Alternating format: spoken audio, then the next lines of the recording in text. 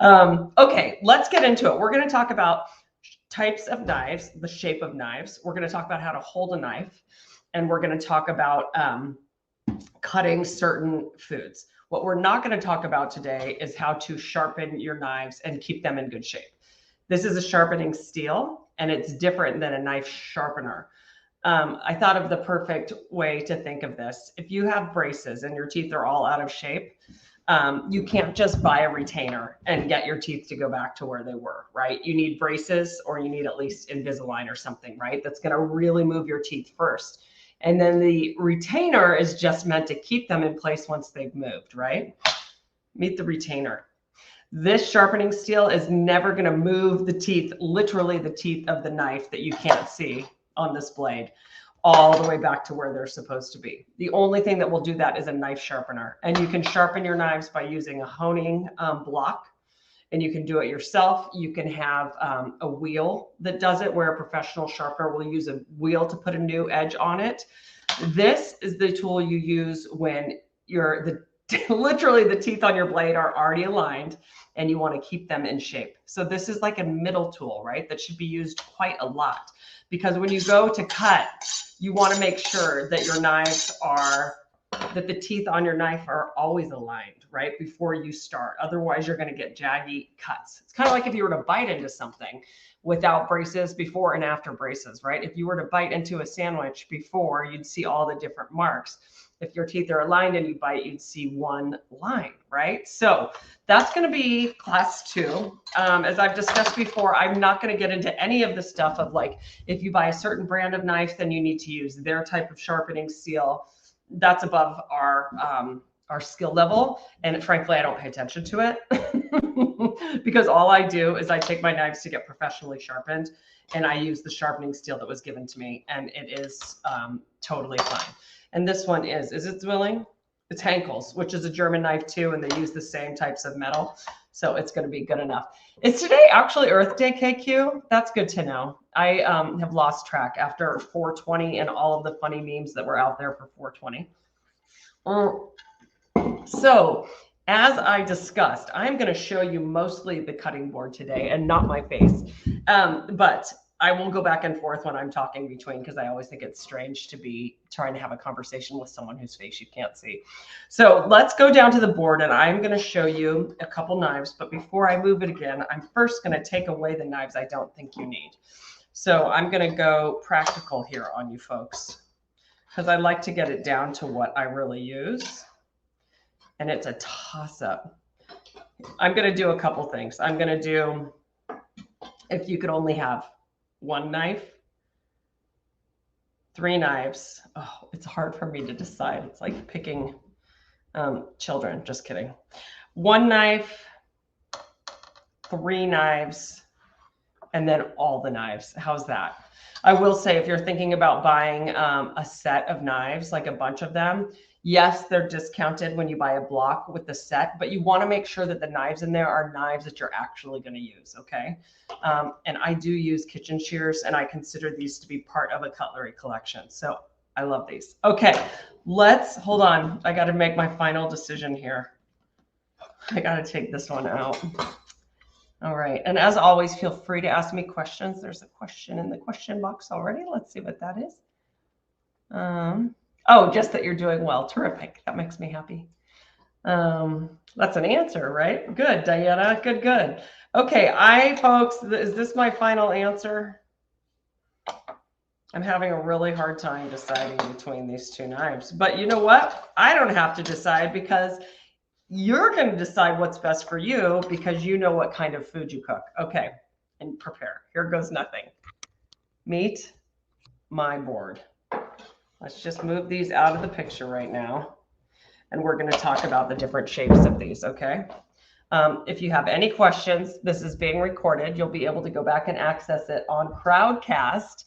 And if you're a member of House of Haas, you'll be able to access it in House of Haas. But I just wanted to take you through kind of, these basics. All right. This, my friends, is a chef's knife. This is an 8-inch chef's knife, which is the most typically used size, I'd say. A lot of chefs will use a 10-inch chef's knife. I'm not comfortable with the 10-inch chef's knife. It's too big for my hand. I just don't like it.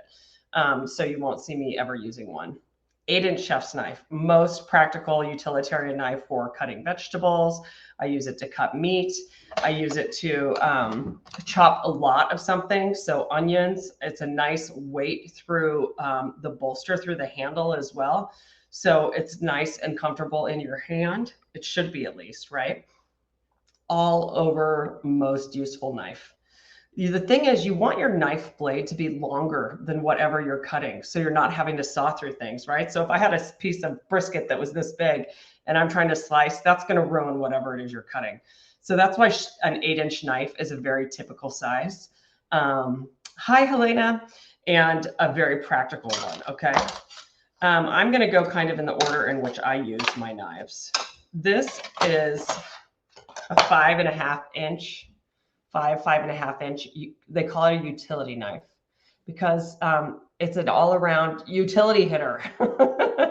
You can use it with its serrated blade for soft-skinned things. So think slicing tomatoes, peaches. It works really well on soft-skinned things. It also works well on, it's serrated to like smaller pieces of bread and harder things that you're okay sawing through, where you actually want a sawing motion, right? The reason it works well on soft skin things is because these really sharp edges puncture the skin quickly, and it allows you to slice through. Actually, we're going to put it to this test with the tomato in a minute, okay? So I love this one. I reach for it all the time because I got to be honest, when you're working with smaller things, you don't want to be working with something big. It's like in your way, right? And you feel like it's not the appropriate tool for the job. It feels very strange. That's why a lot of people really like a paring knife too. This is a 4-inch paring. They come in anything from a 3 to a 4.5 inch, just depending again on what you're comfortable with. I'm going to show you how we're going to hold all of these knives. And I want you to be really careful about, if you're going to a shop to purchase knives, of course, you can hold all of them and see. I love the weight and the balance of the Zwilling knives. So if you want to purchase them online and get your discount, I can guarantee you'll be happy with that. But a lot of less expensive knives are not weighted well. But you're always going to want to see how it feels when you hold it and your thumb and your index finger are along the sides of the knife, right? This is how you grip it instead of gripping it all the way back here. Sometimes you'll see this. Some professional chefs do it and they get made fun of. It's okay if you do. Sometimes people like that for balance. I prefer this on all size knives to grip both sides of the blade. That's the traditional way to do it. So smaller fruits, vegetables for mincing, right? So if you're going to finely chop little herbs, if you want to get a really fine cut through things, like say you've got a scallion, a green onion, and you want to cut through it, this is a really thin blade, but it's strong enough where it's not very flexible. So you're going to get strong, clean lines with it, okay? This is what they call a 5-inch slicer. And the difference I want to show you, can you see that this is a thinner blade, thicker blade? You can get thinner slices with a thinner blade. So you don't always want a thin blade. If you're chopping lots of onions and carrots and harder things, you want to use a thicker blade, more durable. But if you're slicing really thinly, say this is also a larger slicing knife, say turkey, beef, anything, chicken, where you want thin slices, a thinner knife is a great tool. I like the way this feels in my hand, and that's why I end up using it a lot for, I'm trying to think what I use this the most for. Probably working with like halves of onions or small pieces of celery or things that are smaller. And so I want dexterity with it, right? This feels a little awkward for all jobs. So if I want to be able to like get in and maneuver more, I would use this paring knife or this slicing knife. I kind of use them interchangeably. This is for really small objects, like say if you were slicing mushrooms or if you were doing something fancy or if you wanted to core this pepper, this is a really great tool to maneuver with because as you can see, you've got a better handle on it. No pun intended. When you work with it, right? Whereas this, there's more room for mess up with the blade. So you don't have as much control over it when you're trying to core something. So you want to make sure that the size of the knife really fits the job.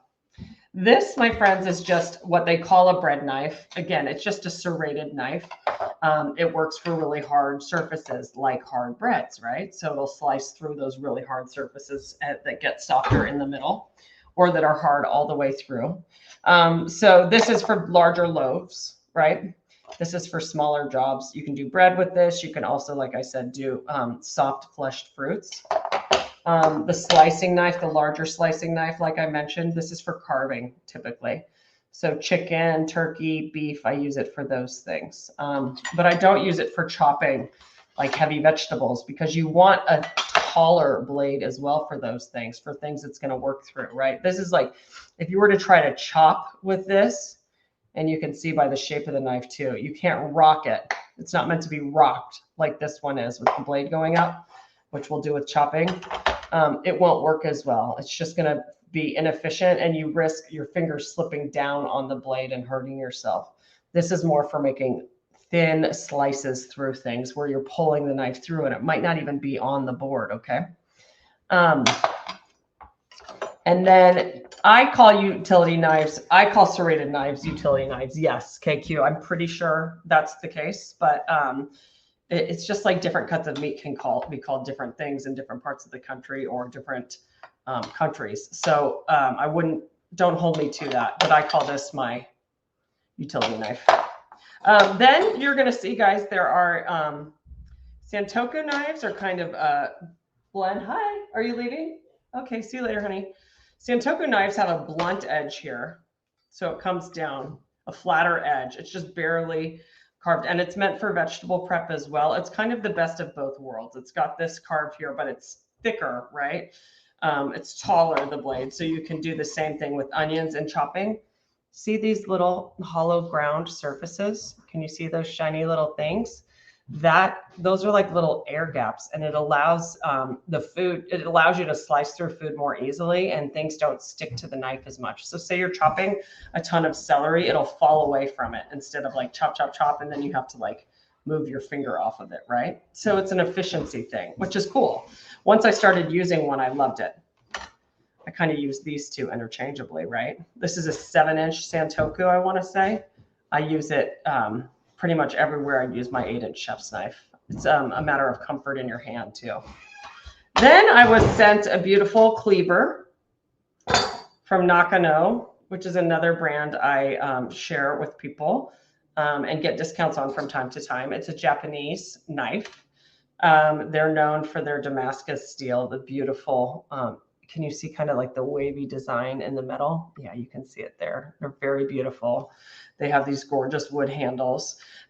This is really meant for a ton of chopping and chopping through really heavy duty stuff. So you'd use a cleaver when you're trying to cut through bones, when you're cutting through things like butternut squash and things that really need a thick blade to get through them and some heft. So you'll see thicker cleavers and longer cleavers to get through things like turkeys and when you're really cutting bigger things. But I do love this for big vegetable prep, hard squashes, hard things that you don't want to be sawing, right? You want to be able to cut and have it go through and use the weight of the blade to get down through something. So those are the knives that I love. Like I said, if I were going to have one, I would probably start here and then I do this. But I think I'm going to change my mind because I like having a serrated and a flat edge. And so these are the two I would probably pick to start. And then to round it out, I would do a slicer of some sort. I would probably go in this order. So you could, yeah, I think you need this. I would go like this, 1, 2, 3, right? And then if you wanted to round out a collection, I think a larger serrated bread knife is great to have. I think a slicing knife is great to have if you're trying to slice. You know, I think about this knife for presentation a lot. So like, even if you're doing roasted vegetables and you want to do big, large slices of them, it's great. And then the smaller slicing knife, I like a lot for vegetable prep when I need it to be longer than this, but you don't want something so big in your hand, right? So they have these all over the Zwilling site that I've linked to where you get a 15% discount today. And by the way, one lucky winner is going to win a knife too after today. We're going to draw for a knife giveaway from our friends at Zwilling depending on what they have in stock is what we'll surprise you with, but it's going to be one of the ones I use the most. I promise you that. Okay. And then scissors. You want thick culinary scissors because, oh yeah, well, you know what's so funny, Steph? I put my boning knife away. I use it like twice a year, but I really, I like it as well. You're right. A boning knife, super flexible, and it's great if you carve chicken or if you are trying to get bones out of a fish, it's great. I would say it's kind of like an intermediate knife to have, because a lot of times I use my slicing knife to get around bones when I'm carving a whole chicken. But if you really want to carve meat off of a bone and you want to get the most meat off of something, it's a great knife to have. It's just a specialty knife. These are OXO shears, and see, they pop out for easy cleaning. They are thick and sturdy, and most of them cut through chicken bones, fish bones, things that are like fairly, like small to medium in size. If you're trying to cut through turkey bones, you're going to need a cleaver of some sort. So these are my basic utility knives for the kitchen, my utility shears for the kitchen. I also use them just for clipping herbs and doing all kinds of things like that. So these are the knives I love. Most knives come, if you buy a set, it comes with a sharpening steel. Very important to have. This is what's going to keep your knives in shape for a longer amount of time. Let's switch the angle here. Back up to my face for a second. If you were to use your knives all the time and never use a sharpening steel, they will get dull very, very quickly. Okay, we are not looking for that. We want to keep them in shape, basically. It's just like, I'm going to just harp on this. It's like wearing a retainer every night versus not wearing it for 3 months. And then you go to use this and you're like, well, my knife's not working any better. It's too late. Okay. So I have friends who have purchased really wonderful knives. Like when they got married, they bought them or they invested in them at some point. You're never going to be able to make a great knife work really well if you never take care of it. If you don't use the sharpening steel consistently, forget it. You're going to have to go get them professionally sharpened and start over, which there's nothing wrong with that because they're meant to last you forever, right? So like knives do go dull. So even if I used my sharpening steel all the time, every time you slice, it's going to misalign the teeth a little bit. It's going to wiggle them, the teeth on the edge of the knife, right? So you are always going to need to keep them in shape.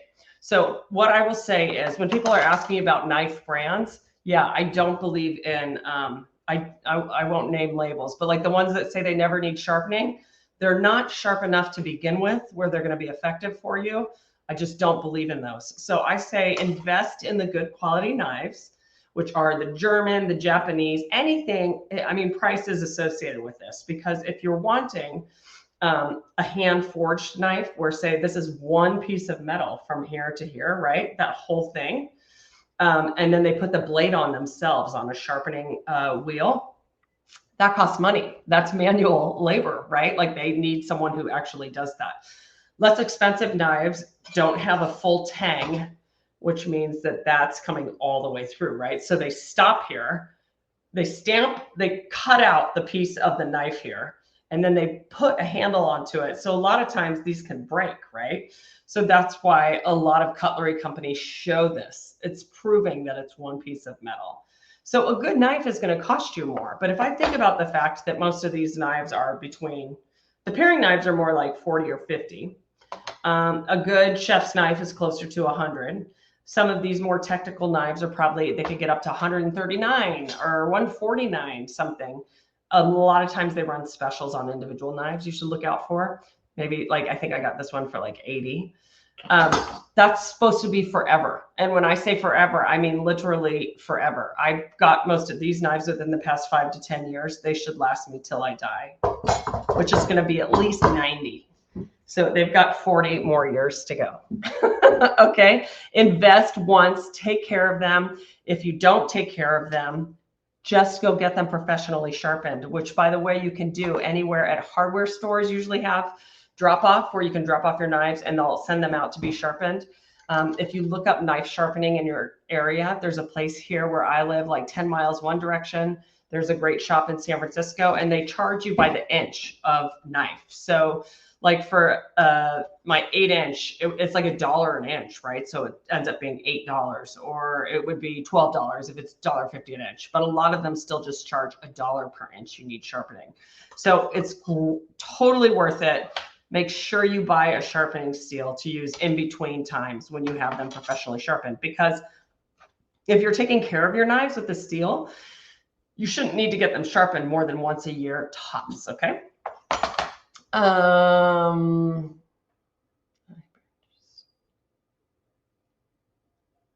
Yeah, there are all kinds of shears that you can use. There are poultry shears that are sold for taking the spine specifically out of chickens and turkeys that kind of have this curved blade that are really cool. There are all kinds of options out there. So I just say start with the basics. And by the way, if you're new to cutting and learning how to cut, there's no way I want you trying to cut a chicken, cut through bones on a chicken, right? Those are just totally medium to advanced, intermediate to advanced procedures. So for what we're starting with today, you're only going to be working in this smaller group of knives. Okay, so that's the scoop. It's 10:27. I want to take some time and show you some different cuts of things. All right, so let me move the camera again. And if people have questions about the cuts I'm making, let's see. Can I just run them through the dishwasher, or should I buy new ones? Janet, that's a great question. I am really hard on my kitchen shears. I use them to cut flowers as well, actually. So yes, you can run them through the dishwasher. If they're high quality like this, they shouldn't rust. And by the way, I don't abuse my things, but I am very hard on them because of how much I use everything. I would totally put these in the dishwasher. If you're separate, I would do that. So you just get any food out of the gucky areas, right? If they're thin, like scissors that you would use for cutting tape or wrapping paper or paper, I would not put them in the dishwasher. And I would just, these are like $15, $20 usually, right? So there you have it. Okay, good. All right, so let's do some cutting, friends. Let's clear the knives off the board and talk about stable surfaces to start. Okay. And again, if you're interested in purchasing anything, the link to Zwilling is in my email that I sent you all, and it's also at the link in my bio and Instagram because it's my personal link, I believe, and you get a discount. You get 15% off, and then they have some extra little specials for you if you go through my link that they don't have if you just go directly to their site. Excuse me while I sip on my iced tea. I have been so allergic, and my allergy medicine makes me so sleepy. Okay, I want to talk about stabilizing surfaces when you cut. This is a paper towel that I've dampened, right? And I'm doing that underneath this board because it's going to keep it from slipping, right? If your board is slipping around, and I'm moving intentionally, it's really well situated here. If your board's moving around, you risk things falling around, and that's how you're going to get cut. You're going to get cut for a couple reasons. One is you don't have a stable items on your board, a flat surface. Two is when your knives are dull, you're going to have three reasons. If your knives are dull, you're having to put more pressure on them to cut through things. More pressure means that you risk things falling over, okay? What was my third one? I'll remember eventually, right? Oh, how you hold the knife, right? If you are holding it like this and you're like digging in and you're not holding this hand properly too, your free hand, you risk cutting yourself. So let's just start there. Okay.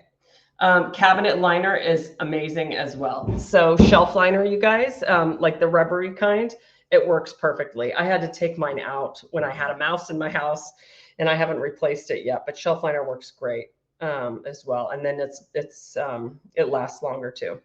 Okay. So here's how you hold a knife. See my hand? I can do it on the right hand too. What you're going to want to do is these three fingers are going to wrap around the tang of the knife, and your index finger and your thumb are going to hold the sides of the knife. Okay. See that? Just comfortably wrapped around. So a lot of you might be doing this. That is a recipe for disaster, danger. Move it up, get used to it. So you choke up on the knife is what they say. And this, your middle finger should be resting right here under this, okay? This is the most stable way to hold a knife. Now you see this little blade, how it comes up here. Because with most things you chop, you're not going to make this motion.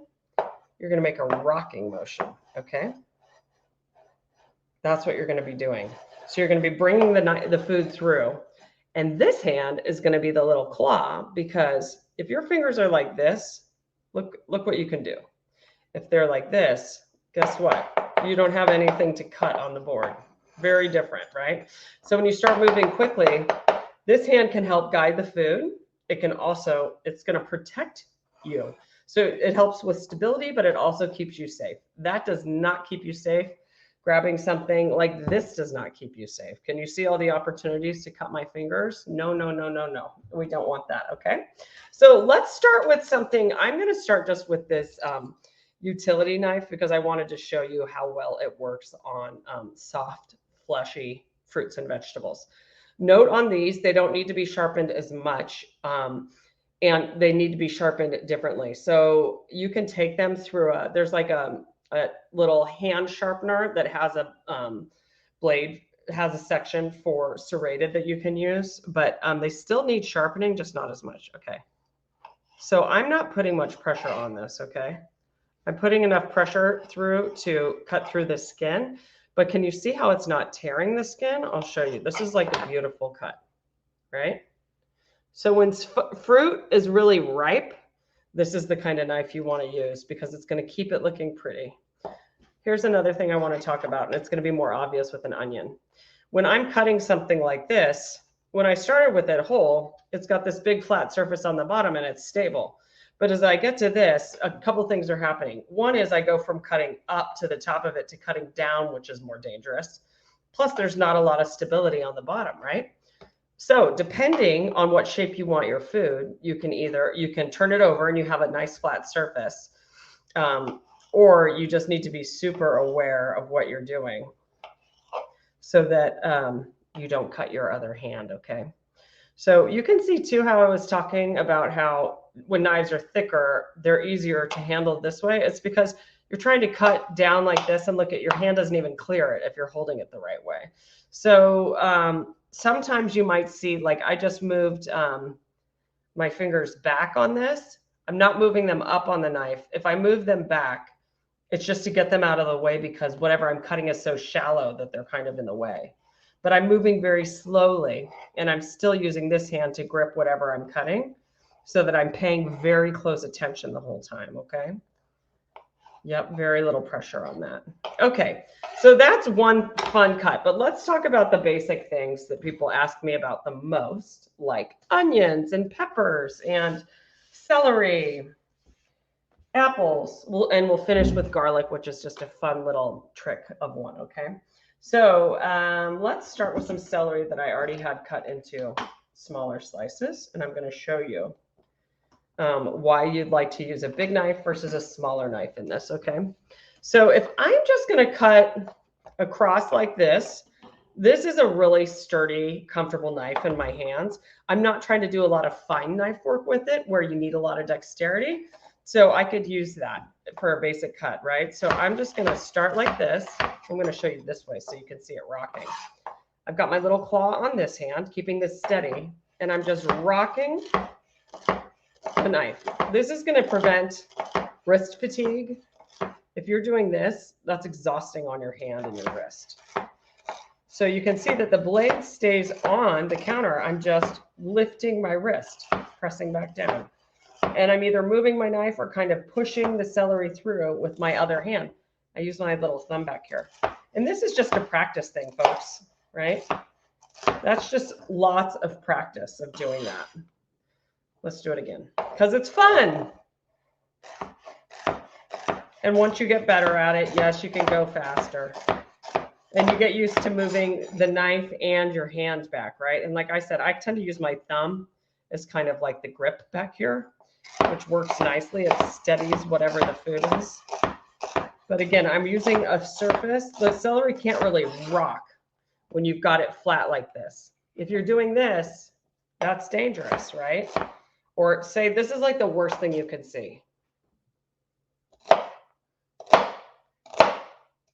That makes me so nervous. Or their hand like this. So it's all about flat, steady surface that can't rock. Knife down on the board, thumb and index finger gripping it, slicing away. Okay, fun, right? Okay, so I'm just I've got to make something with this later. Now I've got to figure out what that's going to be. I've got so many vegetables in my fridge from this juicing project that I'm still juicing away. Here's another one. I want to show you one that like you could use a couple of knives on. A red bell pepper, any kind of bell pepper, actually. I just I'm not a fan of green ones. It's a personal thing. They're too vegetal for me. See how this is like rocky all over the place? That's not good. We want steady surfaces. So if you want to just be really nitpicky to start, you could cut off the bottom. Okay, so that's going to create more stability. I don't need a huge knife for this part. If that's all you have, great. But the seeds are in the middle. And can you see how it's got these sections? That's where all the flesh is. The seeds are attached to the middle and they go down. So I'm going to cut straight down. And look at that. Most of the seed is not in there, right? See? Hello. But again, you got to be careful because of the shape of this. So now that it's unsteady, you can put it on your side, on its side, I should say. Cut down. Watch, I'm going to do it again. And then I'm going to just, if this is just going in soup and you're going to dice it or saute, you can save that part. You don't have to worry about perfect strips, right? That's what gets composted. So that's not that much. Let me put this in my compost right now. And then you don't have those seeds to work with, right? So here's the trickier, no, this isn't tricky. This is where smaller knives come in handy. So if you wanted to use that big chef's knife for the whole thing, you could. Or, so you could do this, right? You could slice. I like to, again, have it on this side. It cuts through the flesh better. You can pick it up if you need to, just depending on how big your knife is. This is a good example of like a 10-inch chef's knife would make it possible to not have to pick up my knife every time I slice, right? So you can use that knife, but you could also come in with something like a paring knife where you can get into these sections that aren't very even, right? So this allows me to get into kind of these weird shapes while salvaging a lot of the pepper. See, I have more dexterity with it. So I could even come around and get that seed out before I go in with a bigger knife. Or if you didn't have a bigger knife, you just need to choke up on this knife. And I like to flatten it to kind of make it more easy to slice, right? So then you could kind of just put your knife through it with the point and pull across, right? So that's different because you can see I wouldn't be able to get through the entire pepper with that size knife. All right. So you could do pretty strips that way. If you only had this knife and you wanted to dice, you could certainly do the same thing across. And see how sharp it is? I'm not having to saw at all. So this is an awesome little knife. Conversely, you can use the big knife. What am I going to make, you guys? I could make a yummy, yummy pasta sauce that's got like, or I could do a braised chicken sort of thing. I don't know. I'm going to decide when I go to the farmer's market today what else I want to get. Okay, so back to my 8-inch chef's knife. You could also use this then to slice, right? Again, it needs to be a little longer if I wanted to not have to lift the knife off the board. You could then go ahead and cut it the other direction too, cluster it up and dice across. But you'll see how I'm constantly using my little claw, right? You can tell when your knife needs sharpening when it doesn't cut through the ends of things. Like if this part gets blunt, it'll leave some things not sliced through completely at the end. It's one of the first signs that your knife is going bad, okay? Okay, let me show you an onion. And I'm going to just do this in slow motion. And then I'll probably do a separate class that I film ahead of time to post for you that's just like a very tightly focused version of this, okay? So let's just move out all of my, oh, I should put all of these on my Traeger today and just roast my veggies. Get some smoke on them. They taste delicious. Okay. Excuse me while I compost onto The onion, you want to make sure also, you guys, that your surface is really dry. Again, you want to prevent slipping as much as humanly possible, okay? Yummy pepper. All right, onion. Here it is. Can you see this? This is where it's all attached, right? I always laugh because I'm like the root, the stem. This is where it's all connected to the stem, right? So you want, no, it's backwards. I've got it backwards. This is the root, sorry. So you want to cut through this halfway, because what's going to happen is that if you want to dice this onion, you need the layers to stay connected. If I were to take the root and the stem end off entirely and then cut it in half, all of the layers would fall apart, right? So the trick I want to show you today is how to slice this into half moons or dice it. And that requires that you keep it attached on the root end, okay? So again, this is wobbly. I want to be super careful that I'm making a good cut and that I'm holding on to it properly. This is not a great onion. It's going kind of bad in the middle, but we're still going to use it to show you. It's kind of blown out. There, you can see it. Stable surface. We are going to now cut through the center of this, right? And I'm going to show you what happens. So can you see how it's still intact there? All those layers are connected. If I were to cut it right here, all of those layers would fall apart. We're going to peel back that top layer. I don't like green either, so this onion just doesn't have a lot going for it, but we're going to salvage it, folks. And that yellow part in the middle is not good either. Okay, let's pull back this first layer. This side is better, okay? So what you can see is that they're still all attached, right? Pretty cool. Okay, so again, go into my compost. There are a couple things you can do with it now. You can slice down like this. You can slice vertically, and you're going to get half moons, which is when they call for sliced onion, this is what they're talking about. So you cut it in half, and you get that stable surface on the bottom, and you get sliced. Okay, those are onion slices. Again, I do not like coming back down towards my fingers when this hits the halfway point. So here's what I do. I turn it. I cut that part off then, and I come back up, which I feel is safer. You always have to be very careful with this final cut or two. Okay, so that's an onion slice. If you want to dice it and you want to do the fun trick you always see people doing, I don't like the lighting on this that much. Okay, here's what we're going to do. We've still got our onion attached to the root. We're going to make a couple slices horizontally in it. We're going to make a couple pieces cuts vertically across it. And then we're going to cut this direction. So you're going to cut three ways. You're going to cut this way, you're going to cut this way, and then you're going to start cutting down. The trick is you don't want to cut all the way through the root, right? So you still want it to be attached.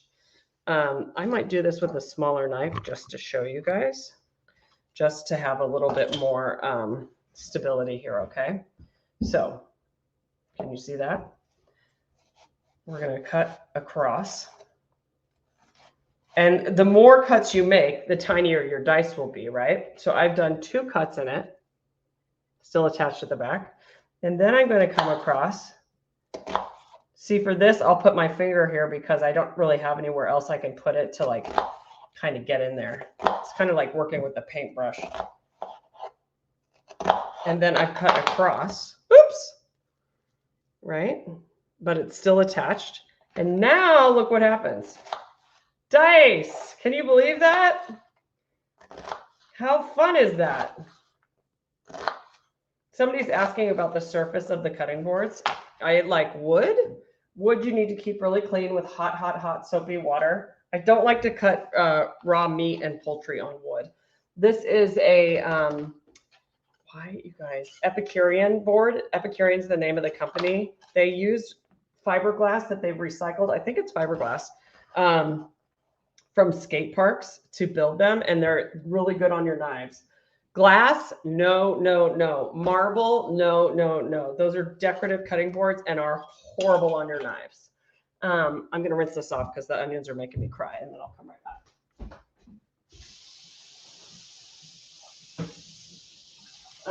Okay, so there we have some basic knife skills. Oh, those box choppers are great. Whatever works for you, Kristen. A wet kitchen towel will work as well. You need to have a pretty thin towel to do that, or a towel that is kind of stable, right? Like if your towel's old and like all over the place, but a wet towel works equally as well as paper towel. Shelf liner is my favorite. It's like a little rubber gripper, right? So it's fantastic for that purpose. In fact, I'm going to have to track down my shelf liner and start using it under my boards again. I just keep a piece or two in my drawer along with like my foil and my parchment paper and stuff, and then I can pull it out whenever I'm ready. What else? Okay, so that's a lot for today. We've talked about the types of knives, the shapes and sizes of the knives that I like. I start with the chef's knife, an 8-inch is what I prefer. And then I love a little paring knife, 4-inch paring knife about. A utility knife, this is a 5.5-inch. They talk about the size of the blade. It's not the entire length of the knife, okay? When they say the size, it's just the blade.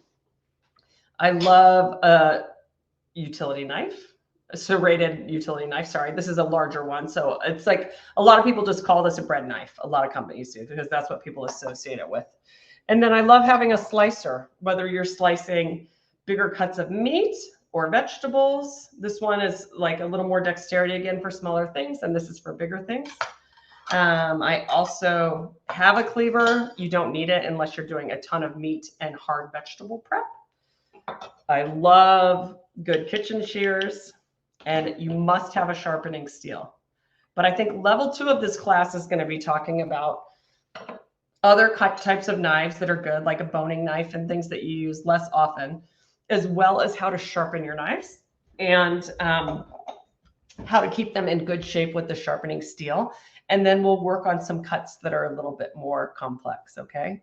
So I'm so happy to start sharing this knowledge with you because the first day in cooking school, you learn how to hold a knife and you start practicing chopping things. It's the most important thing to learn because so much of your cooking starts there, right? It's a foundational skill you need to have. So I'm so happy you guys joined me. I hope you will take advantage of the discount that is on the Zwilling link in my bio on Instagram. It was also at the very bottom of the email that you received about this class. So you can click on that and there should be a pop-up that says 15% off your first purchase. And I hope you enjoy these and I hope you go back and watch this video again if you have questions, okay? Are there other questions? Of course, everybody. It was absolutely my pleasure. What a treat to do that with all of you. And if you want to join us, if you're not a House of Haas member and you just came across this in my emails, we'd love to have you join us. You just go to amandahaascooks.com and you click on House of Haas and you can choose which subscription you'd like. You can always join us for a month for $10 and then drop out afterwards. You just have to unsubscribe after the first month, okay? And we can always help you do that. We're always happy to help you do that because it's really unclear at the bottom. We need to change that on the website to make it easier for everybody. But $10, you guys, for the monthly classes. And then any month that you're a member, you have access to all of the other classes I've done. We're getting up to like, I don't know how many classes I've done, probably at least 30 or 40 classes with meal planning and wellness and everything else included. So we've got a ton of great content for you and much more to come. So thanks for joining us, you guys. And I hope to see you at House of Haas soon. And I know Jacques Pepin says it, but I don't think you can trademark the words happy cooking because I want to wish you happy cooking as well. Okay. Have a great weekend, everybody. Thanks for hanging out. Bye.